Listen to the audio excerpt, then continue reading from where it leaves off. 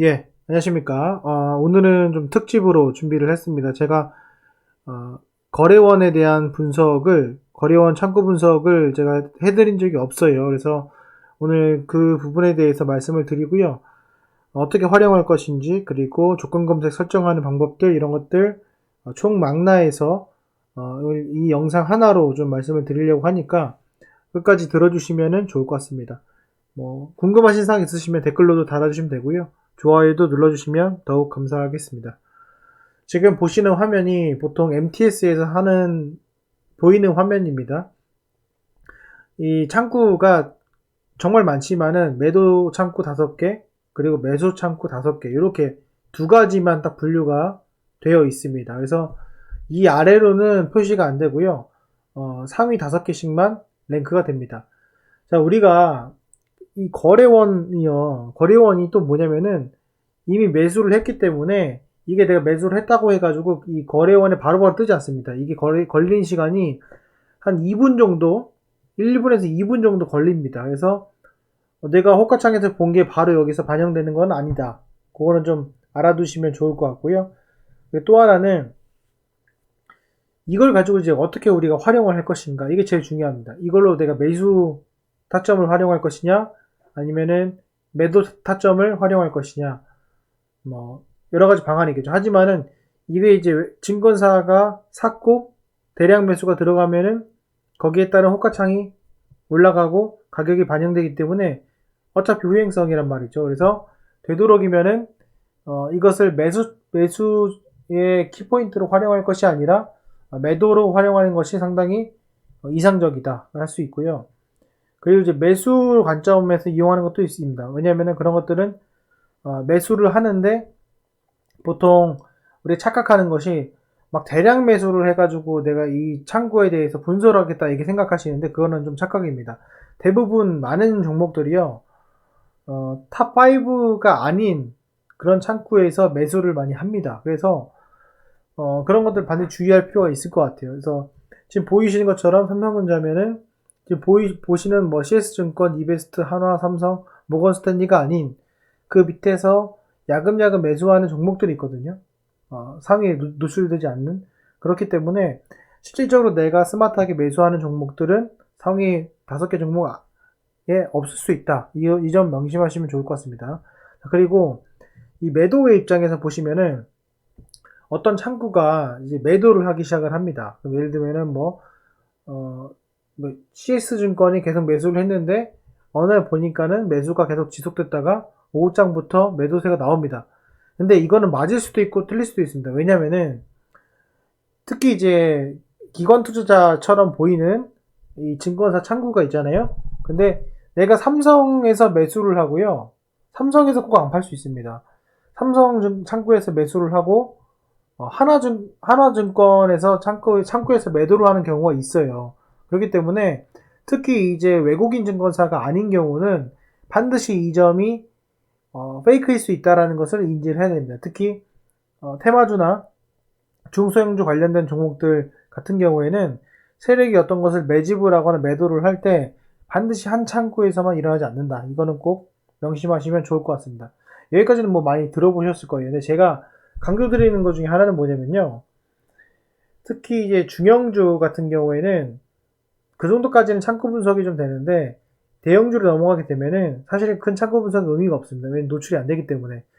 창구 분석의 핵심은 거래량이 그렇게 많지 않은 그런 상황에서 거래량이 적당히 나온 상황에서 어쩔 수 없이 매수 창구에 노출이 될 수밖에 없는 그런 상황이 이어졌을 때 그것을 분석해 가지고 내가 매수의 기회, 매도의 기회로 활용할 수 있다라는 거죠. 그게 가장 큰 포인트 중에 하나입니다. 그래서 가장 중요한 것은 대부분 이 거래량이 실리게 되잖아요. 그러면은 이 매수 창구와 매도 창구의 순서가 비슷합니다. 그래서 예를 들면은 오늘 같은 경우 뭐 비덴트가 있습니다. 비덴트가 있으면은 이런 걸 보시면은 매도 상위가 키움이죠. 매수 키움이죠. 그 다음에 두 번째가 미래에셋, 세 번째가 삼성, 한국투자, NH 이렇게 됩니다. 보통 거래량이 이제 실리기 시작한다고 하면은 대부분 거의 매수 탑5와 매도 탑5가 거의 일치하게 됩니다. 이거는 거의 대부분의 종목들이 그렇게 됩니다. 휴마시스 같은 경우에는 오늘 대량 거래를 많이 보여줬는데요. 거래량이 실린다고 하면은 이것처럼 키움 하나만 틀립니다. 키움 그 다음에 삼성이 세 번째로 갔고 미래랑 삼성이 바뀌었고요. 한토 NH 똑같습니다. 보통 이런 상황을 보여주는 것이 이제 정상적인 기본적인 거래량 터질 때의 흐름입니다. 이걸 이제 뭘로 활용을 하냐면은 이 장 초반에는 매수가 강했을 수도 있고 매도가 강했을 수도 있습니다. 하지만은 요게 순서가 이제 왁구가 맞아지면은 결국에는 이게 매도 물량으로 추리할 수 있겠구나라는 그런 생각을 반드시 할 수 있다는 겁니다. 그래서 이런 것들이 매도의 찬스로 활용이 될 수 있다는 것이고요. 키움증권을 제외하고 상위 랭크돼서 쥐락펴락하는 종목들이 있어요. 예를 들면 이게 지금 탑이 이제 키움증권인데 대부분 키움증권이 나와 있죠. 이렇게 개인 투자가 있는데 예를 들어서 뭐 지금 보시면은 이런 겁니다. 예를 들어 클래시스입니다. 이런 거 보시면은 키움이 탑이 아니고 지금 한국투자랑 삼성이 이제 탑이죠. 이런 것들은 주체가 없는 겁니다. 그러니까 주체가 있는 것들, 예를 들면 뭐 1번, 2번 정도는 바뀔 수가 있지만은 주체가 없는 것들이 있어요. 예를 들면은 이거는 보면은 키움은 있지만은 두 번째가 한국투자가 아니잖아요. 한국투자 밑에 있죠. 그러니까 이 주체가 조금 다를 수가 있습니다. 그래서 이게 탑 랭크 안에 좀 들어가는 종목들이 일단 버티고 있다고 하면은 그게 어느 정도 그러니까 일반적인 거래량을 유도를 하고 그 밑에서 어떤 종목이 사고 있을 수 있다라는 겁니다. 또는 어떤 종목이 팔고 있을 수 있다는 겁니다. 그래서 그것이 반드시 중요합니다. 그래서 이게 가장 중요하고 또 하나는 이게 이제 걸릴 수도 있고 안 걸릴 수도 있는데 매수 창구에서 탑 5 안에 들지 않습니까? 탑 4나 탑 5 정도. 그러니까 매수가 좀 강해가지고 상위 거래로 좀 올라오는 그런 순간이 있어요. 그런 순간이 딱 왔을 때 뭐냐면은 이 창구가 지금 매수가 들어가고 있구나. 그 계좌는 그렇게 보시면 될 것 같습니다. 그래서 대놓고 무슨 뭐 매수 상위 종목에 탑 1으로 이렇게 매수가 들어가는 종목들은 실제로 많지 않습니다. 그거 참조하시면 좋을 것 같고요. 또 하나 이제 예시를 좀 하나 들어보면은 여기 이제 SA 반도체입니다. 이게 이제 매수를 내가 해야 되냐 아니면 홀딩을 해야 되냐 요거를 이제 판단할 수 있는 방법입니다. 요게 이제 모건 스탠리가 장중에 이렇게 치고 나옵니다. 탑 5로. 그러면서 쭉 올라옵니다. 모건 스탠리가 창구 5에 매수가 들어왔을 때 얘를 이제 MTS도 클릭해보면 이게 나옵니다. 쭉 보면은 장 5부터 매수세가 들어오기 시작합니다. 17,000주. 그러면은 어느 정도 들어오다가 누적 순매수가 그러니까 보시면은 4만 주잖아요. 이게 좀 적었습니다. 그래서 한 3만 주 정도 됐을 때 2만 5천 주, 3만 주 됐을 때 찍힙니다. 탑 5로. 그러면 이제 이때가 2만 주잖아요. 그럼 이때 뭘 보냐면은 일별을 봅니다. 일별을 볼 수 있습니다. 그랬을 때 모건이 과거에 매수를 하면은 얼마큼 매수를 하냐? 쭉 보면은 모건 스탠리가 매수하는 정도의 수준은 한 4만 주, 4, 5만 주, 뭐 그 정도 매수하는구나. 뭐 엄청나게 매수하진 않는구나. 그걸 알 수 있습니다. 그렇게 되면은 모건 스탠리가 오늘 순매수가 들어온다 하더라도 한 4만 주, 5만 주 정도 들어올 수 있는 정도가 일반적인 거구나. 근데 장 5분에 그럼 이거는 외국인이 급속도로 매수세가 들어와서 들어올리는 것이 아니라 그냥 그 정도의 매매로 끝날 가능성이 크구나. 그럼 요거는 추가 하락보다는 현상 유지 정도가 맞겠구나. 이렇게 예상을 할 수 있다는 거죠. 그래서 이런 것들이 창구 분석을 보면서 과거에 그 종목이 평균적으로 얼만큼 매수를 하고 있는지에 대해서 보시면 됩니다. 매도는 예외입니다. 매도는 다른 내용입니다.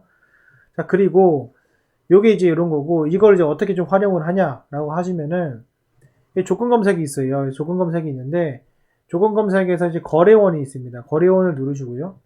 거래원에 뭐가 있냐면은, 특정 거래원이 매도 한쪽에 있을 때가 있고, 양쪽에 있을 때가 있어요. 한쪽에 있을 때 누르시고요. 이 종목을 쓸 수가 있거든요. 근데 이거는 기관을 쓰는 것도 좋지만은 이 20개입니다. 그래서 20개를 여러분들이 한번 정해 보시면 좋겠지만 대부분 뭐 골드만삭스라든지 UBS라든지 이렇게 이제 외국인 증권사를 찍는 것이 상당히 좋습니다. 그렇게 해서 추가 하시고 그 다음에 이걸 5월로 바꾸셔가지고 하시면은 이럴 때 모두 이제 잡히게 됩니다. 그렇게 이런 식으로 체크를 하시면 될 것 같고요. 그 다음에 이제 요거는 이제 보면은 상위 거래원 중 외국계 증권사 전체 매수 전체 매도가 매수에 해당될 때, 그러니까 지금 창구가 외국인 매수인 거죠. 그래서 요거를 해놓으시면은 창구 검색을 하는 데 있어서 상당히 유용합니다. 이렇게 보시면 될 것 같고, 실질적으로 외국인이 매수하는 거기 때문에 외국인이 여러분 잘 생각해 보시면은 신용융자 D군에는 웬만하면 잘 매수 안 합니다. 그게 허매수일 수가 있어요. 그렇기 때문에 신용융자 A, B, C군 정도로 하시는 게 좋고요. 그리고 쭉 보면은 뭐 기본적으로 뭐 부채 비율 100% 이하, 시가총액 2천억 이상 이렇게 하시는 것도 좋고, 영업이익 1% 이하, 최소한의 마진은 위험성의 마진은 이렇게 해놔야 됩니다. 이렇게 보시면 될 것 같고요. 또 하나는 상위 5개의 외국계 증권사 중에서 탑1 매수 증권사가 외국인 증권사일 경우, 이 두 번째일 경우, 세 번째일 경우, 네 번째일 경우, 다섯 번째일 경우는 이런 식으로 5월을 묶어가지고 하시면은 외국인이 매수세가 들어왔을 때, 창구가 들어왔을 때 이 포착이 됩니다. 그래서 요거는 보시면은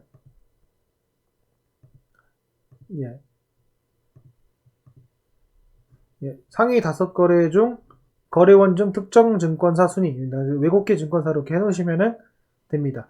이렇게 하셔가지고 여러분들이 창구 분석을 하시면은 장 중이나 장 마감에 이거를 이제 한눈에 소토할 수 있는 상당히 큰 도움이 됩니다. 그래서 요점은 반드시 여러분들 한번 체크하셔가지고 활용하시면 좋을 것 같습니다. 이런 것들이 그냥 흐름을 읽는 데 좋고요.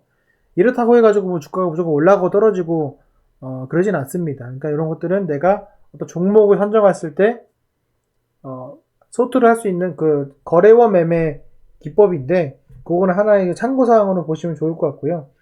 가장 포인트는 제가 앞서서 말씀드렸던 그 종목이 매수를 했을 때 얼마나 매수를 하는지, 그리고 주목해야 될 것은 매수 창구에서 탑5, 탑6, 어쩌다 한 번씩 걸리는 탑5의 그 창구가 무엇인지 파악하는 거, 그리고 기본적으로 거래량이 터지면은 매수 매도의 탑1, 탑2, 탑3, 탑4가 거의 동일한 증권사로 채워진다는 점, 그런 것들을 파악하시면은 여러분들이 이제 증권사 분석을 하실 때, 창구 분석하실 때 상당히 큰 도움이 되실 거라고 저는 생각을 합니다. 그래서 이 점 여러분 참조하셔가지고 투자하시는 데 있어서 조금이나마 큰 도움이 됐으면 좋겠습니다. 오늘 영상은 여기까지 하겠습니다. 감사합니다.